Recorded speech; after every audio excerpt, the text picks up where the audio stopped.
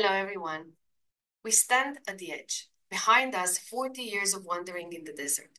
Before us, the promised land. Here, on the plains of Moab, a new book of the Torah begins. It is not a book of divine commandments spoken from a fiery mountain, but of words spoken from the heart of a leader. This is Sefer Dvarim, the book of words. And our Parashat Dvarim, opens with Moshe Rabbeinu's final address to the nation he led, loved, and carried for a lifetime.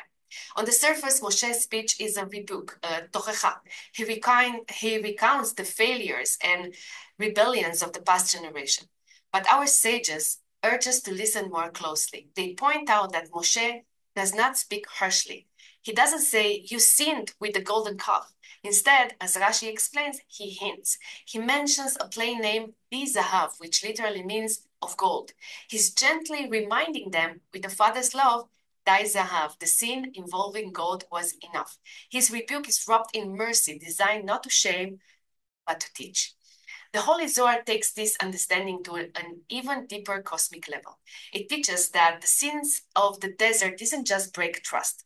They created a spiritual fracture. They caused the holy letters of God's name to become separated. The Zohar explains that Moshe's final speech is a profound act of spiritual healing. With his words, Moshe is not merely recounting history, he's gathering the scattered letters, mending the spiritual fabric, and rectifying the past to prepare the people to enter the land whole and healed.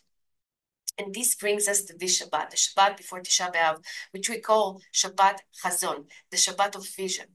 The connection is electric. The Haftarah is the vision, Chazon, of the prophet Yeshayahu, foresaw the destruction of the temple that resulted from the nation's later sins. And look at the opening of our parasha. Moshe cries out, Eicha esa levadi. How can I alone carry your burden?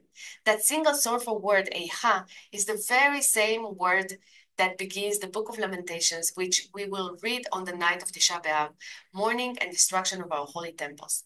Moshe's personal pain becomes the echo of our national tragedy. But why it is called the Shabbat of vision? It is only a vision of destruction. The great Hasidic master teaches something incredible. They say that on this very Shabbat, we are granted a spiritual gift, a holy vision, a glimpse of the future, third temple, the Bet HaMikdash HaShlishi, standing in its eternal glory. The sadness of the past, embodied by Moshe's loving rebuke and the words Eicha, becomes the very catalyst for envisioning the future. So as we read Parashat Dvarim, we are called to do more than just listen. We are called to learn from Moshe's loving words, to heal our own past like the Zohar teaches, and to use the memory of what was lost to see a vision of what will be.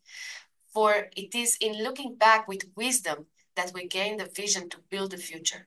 May we marry to see this vision become our reality speedily in our days.